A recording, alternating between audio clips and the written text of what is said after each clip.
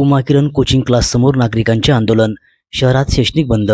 बीड शहरातील उमाकिरण येथे अल्पवयीन मुलीवरती लैंगिक अत्याचार केल्याप्रकरणी शनिवार दिनांक 28 जून रोजी सकाळी 10 वाजता सर्वपक्षीय संघटना, सामाजिक संघटना, पालक यांच्याकडून शैक्षणिक बंद पाळत आरोपी संत ज्ञानेश्वर पब्लिक स्कूलचा संचालक प्राध्यापक विजय पवार, प्राध्यापक प्रशांत खटावकर यांना तातडीने अटक करावी अशी मागणी करण्यात आली।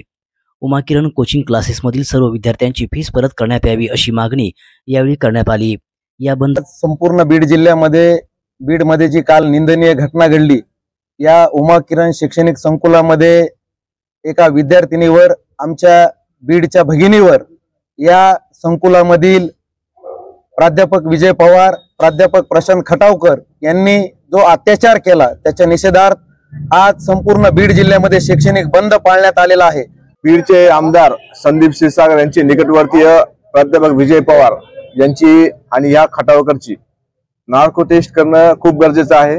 आंदोलन तर चलत राहणार आहेत, आम्ही आंदोलन कायमचे करणार आहोत, पण या आपल्या मीडियाच्या माध्यमातून जिल्हा प्रशासन आणि राज्य शासनाला एक विनंती करतो की या दोन्ही आरोपींची नार्को टेस्ट करा, जेणेकरून अजमेर सारखं मोठं कांड या उमाकिरण संकुल मध्ये निघतंय का याचा दृष्टिकोनातून तपास झाला पाहिजे। अत्यंत संत गतीने तपास होता, अद्यापर्यंत आरोपी अजून अटक झालेले नाहीयेत।